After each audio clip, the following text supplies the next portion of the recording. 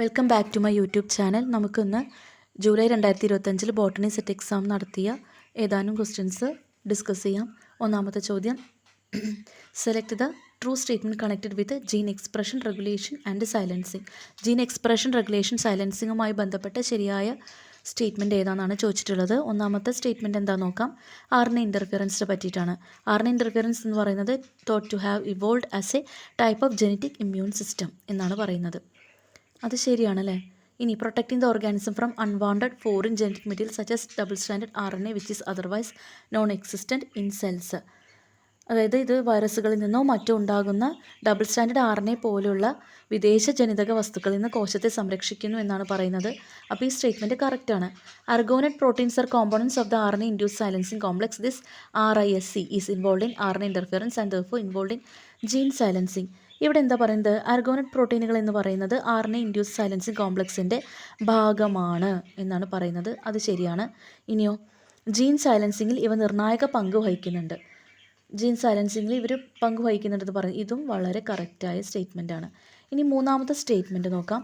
ദ്രോഷയെ പറ്റിയിട്ടാണ്. Drosha is an enzyme. Drosha enzyme ആണെന്ന് പറയുന്നത് കറക്റ്റാണ്.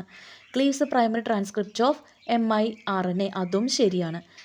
The primary transcript has 5' gap and poly A tail and is long double stranded hairpin shaped RNA. ഇവിടെ പറയുന്ന സെൻറ്റൻസിൽ double standard എന്നാണ് പറയുന്നത്.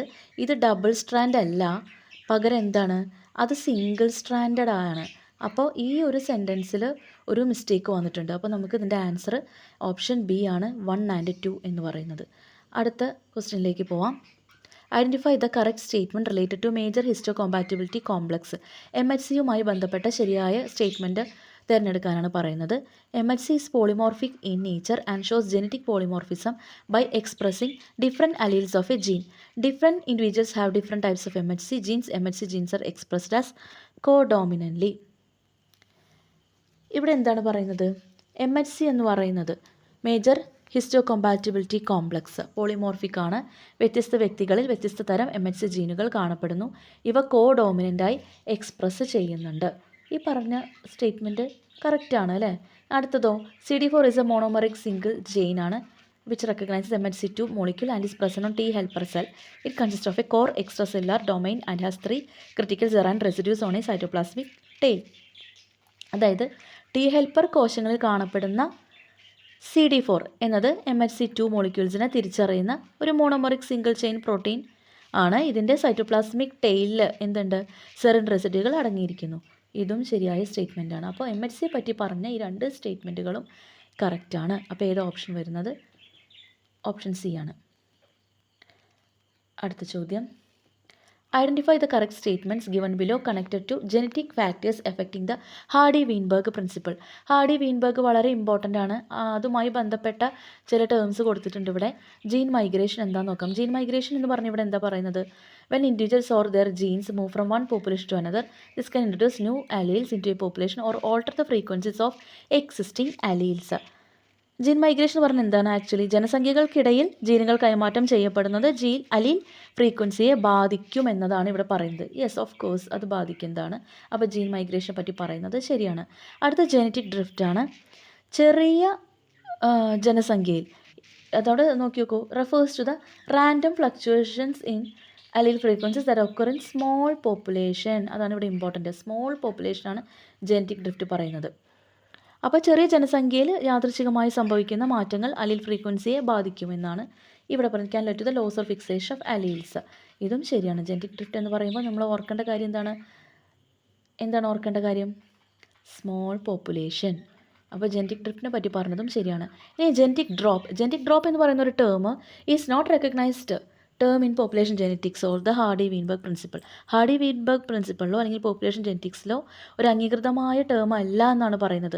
It is unclear that what it refers to and there is no explanation or concept associated with it, therefore it does not belong to the factors affecting the Hardy-Weinberg principle.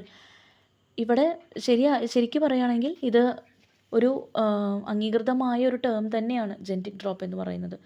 അപ്പോൾ ഇവിടെ പറഞ്ഞിട്ടുള്ള explanation തെറ്റാണ് അല്ലേ. അപ്പോൾ നമുക്ക് എന്താ ഉത്തരം വരുന്നത്, ജെനറ്റിക് ഡ്രോപ്പ് അല്ല. ഇതിവിടെ ജെനറ്റിക് ഡ്രോപ്പ് റെക്കഗ്നൈസ്ഡ് ആയിട്ടുള്ള ഒരു ടേം തന്നെയാണ്. അപ്പോൾ ഇവിടെ ആൻസറായിട്ട് വരുന്നത് ഓപ്ഷൻ ബി ആണ്. ഒന്നാമത്തെയും രണ്ടാമത്തെയും സ്റ്റേറ്റ്മെൻറ്റ് മാത്രമാണ് കറക്റ്റായിട്ട് വരുന്നത്.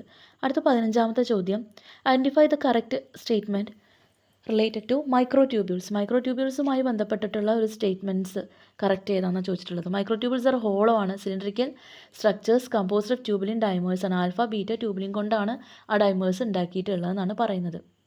മൈക്രോ ട്യൂബുകൾ ആൽഫ ബീറ്റ ട്യൂബുലിൻ ഡൈമറുകൾ കൊണ്ട് നിർമ്മിതമായ ഹോളോ പൊള്ളയായ സിലിണ്ടർ ആകൃതിയിലുള്ള ഘടനകളാണ്. അത് ശരിയാണോ?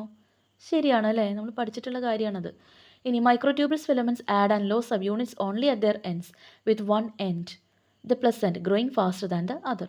രണ്ടാമത്തെ സെൻറ്റൻസ് എന്താ പറയുന്നത്? മൈക്രോ ട്യൂബുകളിൽ അവയുടെ അറ്റങ്ങളിൽ മാത്രമാണ് സബ് യൂണിറ്റുകൾ കൂട്ടിച്ചേർക്കുകയോ നഷ്ടപ്പെടുത്തുകയോ ചെയ്യുന്നത്. അറ്റങ്ങളിൽ, അറ്റ് ദെയർ എൻഡിൽ മാത്രമാണെന്നാണ് പറയുന്നത്. പ്ലസ് എൻഡ് വേഗത്തിൽ വളരുന്നു എന്നത് ശരിയാണ്. ഡൈനാമിക് ഇൻസ്റ്റെബിലിറ്റിയാണ് പറയുന്നത്. അപ്പോൾ എന്താ, അത് ശരിയാണ്, ശരിയായ സ്റ്റേറ്റ്മെൻറ്റാണ്. ഇനി drugs like colchicine that prevent microtubule depolymerisation promote polymerisation while Taxol binds to soluble tubulin to form complexes which then binds to the ends of microtubules to prevent the elongation of the microtubule polymer. ഇനി statement 3 എന്താ പറയുന്നത്? കോൾട്ടിസിൻ polymerisation തടയുന്നു എന്നത് ശരിയാണ്, അത് തടയാണ് ചെയ്യുന്നത്. ഇനി എന്നാലോ ഇവിടെ ഒരു ടാക്സോളിൻ്റെ കാര്യം പറയുന്നുണ്ട് അല്ലേ. ടാക്സോൾ പ്രവർത്തിക്കുന്നത് വ്യത്യസ്ത രീതിയിലാണ്. അത് മൈക്രോ ട്യൂബുകളെ സ്റ്റെബിലൈസ് ചെയ്യുകയും ഡീപോളിമറൈസേഷൻ തടയുകയും ചെയ്യുന്നു. അതായത് മൈക്രോ ട്യൂബുകളെ വിഘടിക്കാൻ അനുവദിക്കില്ല എന്നർത്ഥം. അത് നമുക്ക് പറയാൻ പറ്റില്ല, ഒരു തെറ്റായിട്ടുള്ള സ്റ്റേറ്റ്മെൻറ്റാണ്. ഇവിടെ ശരിയായിട്ടുള്ള കറക്റ്റായിട്ടുള്ള സ്റ്റേറ്റ്മെൻറ്റ് എന്ന് പറയുന്നത് ഏതുതന്നെയാണ്? 1ഉം 2ഉമാണ്. അപ്പോൾ ഓപ്ഷൻ എ ആണ് കറക്റ്റ് കേട്ടോ. അടുത്തത് 16ാമത്തെ ചോദ്യമാണ്, identify the correct statements linked to translation polymerases TLS translation പോളിമറൈസസുമായി ബന്ധപ്പെട്ട കറക്റ്റ് സ്റ്റേറ്റ്മെൻറ്റുകൾ എന്താണ്? ഒന്നാമത്തെ സ്റ്റേറ്റ്മെൻറ്റ് എന്താ പറയുന്നത്? ഇതൊരു എൻസൈംസ് ആണ് that enable cells to replicate DNA even when there are damaged or distorted regions that would normally block the regular replicative DNA polymerizes. DNA-യിൽ കേടുപാടുകൾ, ലേഷൻസ് എന്ന് പറഞ്ഞു കഴിഞ്ഞാൽ കേടുപാടുകൾ സംഭവിക്കുമ്പോൾ സാധാരണ പോളിമറൈസുകൾക്ക് റെപ്ലിക്കേഷൻ നടത്താൻ കഴിയില്ല. അത്തരം സാഹചര്യങ്ങളിൽ DNA റെപ്ലിക്കേഷൻ എന്ത് ചെയ്യുന്നു? പൂർത്തിയാക്കാൻ സഹായിക്കുന്ന എൻസൈമുകളാണ് ട്രാൻസ്ലേഷൻ പോളിമറൈസുകൾ. ശരിയാണ്, അത്തരത്തിലുള്ള എൻസൈമുകൾ തന്നെയാണ് ട്രാൻസ്ലേഷൻ പോളിമറൈസ് എന്ന് പറയുന്നത്. ഇനി രണ്ടാമത്തെ സ്റ്റേറ്റ്മെൻറ്റ് എന്താ പറയുന്നത്? They do not replace the regular replicative polymerase when it stalls at a DNA lesion. Replication തടസ്സപ്പെടുമ്പോൾ സാധാരണ പോളിമറൈസിന് പകരം TLS പോളിമറൈസുകൾ താൽക്കാലികമായിട്ട് എന്ത് ചെയ്യുന്നുണ്ട്? ചുമതലയേൽക്കാറുണ്ട്. അതുകൊണ്ട് ഇവ റെപ്ലിക്കേറ്റീവ് പോളിമറൈസിനെ മാറ്റി സ്ഥാപിക്കുന്നില്ല. അപ്പോൾ ഈ ഒരു സ്റ്റേറ്റ്മെൻറ്റ് ശരിയല്ല. ഇനി മൂന്നാമത്തെ സ്റ്റേറ്റ്മെൻറ്റ് നോക്കൂ. Y family polymerizes, B family polymerizes and DNA polymerizes of the X and A family can also contribute to TLS during DNA repair reactions. ഇവിടെ എന്താ പറയുന്നത്? Y family പോളിമറൈസുകൾ കൂടാതെ ചില സാഹചര്യങ്ങളിൽ BXA ഫാമിലി പോളിമറൈസുകളും TLS പ്രക്രിയയിൽ സാധാരണ പങ്കുവഹിക്കാറുണ്ട് എന്നാണ് ഇവിടെ പറയുന്നത്. അത് ശരിയാണ്. അപ്പോൾ ഇവിടുത്തെ ഓപ്ഷൻ ഏതാണ് വരുന്നത്? കറക്റ്റായിട്ട് വരുന്ന ഓപ്ഷൻ ഏതാണ്? എ ആണ്. 1ഉം 3ഉമാണ് കറക്റ്റായിട്ട് വരുന്നത്. ഇനി 17ാമത്തെ ചോദ്യം നോക്കാം. ഏത് തിയറിയാണെന്ന് ചോദിച്ചിരിക്കുന്നത്? Dash theory or hypothesis or model. Theory ആവാം, ഹൈപ്പോസിസ് ആവാം, അല്ലെങ്കിൽ മോഡൽ ആവാം. Suggest that biodiversity is influenced by the rate of immigration and the rate of extinction in a given area. ഏത് തിയറിയാണ് അത് പറയുന്നത്? എന്താ ഇവിടെ ഉദ്ദേശിക്കുന്നത്? അതായത് ഒരു പ്രദേശത്തെ, പ്രത്യേകിച്ച് ദ്വീപുകളിലൊക്കെ ജൈവ വൈവിധ്യം, ബയോഡൈവേഴ്സിറ്റി പറഞ്ഞാൽ എന്താ? ജൈവ വൈവിധ്യം, അവിടേക്കുള്ള കുടിയേറ്റ നിരക്കിനെയും, അതായത് റേറ്റ് ഓഫ് ഇമിഗ്രേഷൻ പറഞ്ഞാൽ കുടിയേറ്റ നിരക്കിനെയും അവിടുത്തെ വംശനാശ നിരക്കിനെയും, അതാണ് റേറ്റ് ഓഫ് എക്സ്റ്റിങ്ഷൻ, ആശ്രയിച്ചിരിക്കുന്നു. അതാണ് ഈ ഒരു തിയറി പറയുന്നത്. അങ്ങനെയുള്ള തിയറി ഏത് തിയറി ആയിരിക്കും? 4 ഓപ്ഷനിൽ സംശയിക്കാനൊന്നുമില്ല, അത് ഐലൻഡ് ബയോജിയോഗ്രഫി തിയറി തന്നെയാണ്. ഈസി ആയിട്ടുള്ളൊരു ക്വസ്റ്റ്യൻ ആയിരുന്നു. അടുത്തത് 18ാമത്തെ ചോദ്യമാണ്. Which among the following is incorrectly defined. തെറ്റായിട്ട് ഏതാ കൊടുത്തിരിക്കണമെന്നാണ് ചോദിക്കണത്. അപ്പോൾ ശരിയായത് നമുക്ക് അറിയണം, എന്നാലാണ് തെറ്റായത് ഇവിടെ രേഖപ്പെടുത്താനായിട്ട് പറ്റുള്ളൂ അല്ലേ. ഇക്കോളജിക്കൽ റെസിസ്റ്റൻസ് ആണ് ഇവിടെ ഉദ്ദേശിക്കുന്നത്. ഇവിടെ ഇക്കോളജിക്കൽ റെസിസ്റ്റൻസ് അപ്പോൾ എന്താണെന്ന് നമുക്കറിയണം. ഇക്കോളജിക്കൽ റെസൈലൻസ്. ഇക്കോളജിക്കൽ റെസൈലൻസ് എന്ന് പറയുന്നത് എന്താണ്?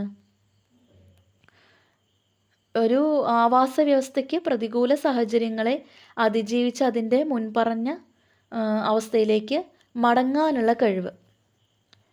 മനസ്സിലായോ? റീസൈലൻസ് അതായത് ഓവർകം ചെയ്തു വരിക എന്നുള്ളൊരർത്ഥം. ഒരു പ്രതികൂലമായിട്ടുള്ള ഒരു വേഴ്സ്റ്റ് സിറ്റുവേഷൻ, ഒരു സിറ്റുവേഷൻ വരികയാണെന്നുണ്ടെങ്കിൽ അതിനെ ഓവർകം ചെയ്തിട്ട് അതിൻ്റെ മുൻപത്തെ ആ ഒരു അവസ്ഥയിലേക്ക് മടങ്ങാനുള്ള അതിൻ്റെ ഒരു കഴിവ്, അതാണ് ഇക്കോളജിക്കൽ റിസൈലിയൻസ് എന്ന് പറയുന്നത്. എന്നാൽ ചോദ്യത്തിൽ അത് എന്താ പറയുന്നത്, നോൺ മെയിൻറ്റെയിൻ, നിലനിർത്താത്ത എന്നാണ് നൽകിയിരിക്കുന്നത്. അപ്പോൾ ഒന്ന് നോക്കി നോക്കാം നമുക്ക് ഏതാണ് ഇതിൽ ശരിയായത്. Resistance is the ability of an ecosystem's capacity to withstand disturbances or stresses remaining relatively unchanged in structure and function. നമ്മളിപ്പോൾ പറഞ്ഞു എന്താണെന്ന്. അപ്പോൾ അത് എ ഓപ്ഷൻ കറക്റ്റാണ്. അടുത്തത് ecological homeostasis refers to an ecosystem's ability to maintain a stable state or equilibrium despite external disturbances achieved through the dynamic interactions between living organisms and their environment. Ecological ഹോമിയോസ്റ്റാസിസിനെ പറ്റി പറഞ്ഞതും ശരിയാണ്. അടുത്തത് C option. ഇനി ഇക്കോളജിയിൽ എന്താ പറയുക? Climax എന്ന് പറയുന്നത് to the last stage of biotic succession that a plant community can reach in a region depending on the environmental factors in that place at that time. അതും ശരിയാണ്. അപ്പോൾ പിന്നെ പറയുന്നത് ഇക്കോളജിക്കൽ റിസൈലിയൻസിനെ പറ്റിയിട്ടാണ്. Refers to an ecosystem's ability to non maintain. കണ്ടോ, non maintain എന്നുള്ള വാക്ക് നോക്കുക. Non maintain its normal patterns of nutrient cycling and biomass production after experiencing damage from an ecological disturbance, essentially its inability to recover and continue functioning. Inability. അപ്പോൾ ഇങ്ങനെയല്ല നമ്മൾ ecological റിസൈലൻസിനെ പറ്റി പറഞ്ഞത്. നമ്മളിങ്ങനെയല്ല, അതിന് മുൻപത്തെ അവസ്ഥയിലേക്ക് മടങ്ങാനുള്ള കഴിവുണ്ട് എന്നാണ് പറഞ്ഞത് അല്ലേ. അപ്പോൾ ഈ സെൻറ്റൻസ് എന്താണ്? ഇത് തെറ്റാണ്. അപ്പോൾ ഇതിലെ ഓപ്ഷൻ ഏതാണ്? ഇൻകറക്റ്റായിട്ട് വരുന്ന ഓപ്ഷൻ ഏതാണ്? ഡി ഓപ്ഷനാണ്. ഓക്കെ. അപ്പോൾ ഈ 2025 ജൂലൈയിൽ നടന്ന സെറ്റ് എക്സാം കുറച്ച് ബുദ്ധിമുട്ടുള്ളതാണ്. നന്നായിട്ട് ഡീപ്പായിട്ട് വായിച്ചാൽ മാത്രമാണ് നമുക്കതിന് ആൻസർ ചെയ്യാനായിട്ട് പറ്റുള്ളൂ. കൺഫ്യൂഷൻ ഉണ്ടാവുന്ന തരത്തിലുള്ള ചോദ്യങ്ങളാണ് കൊടുത്തിട്ടുള്ളത്.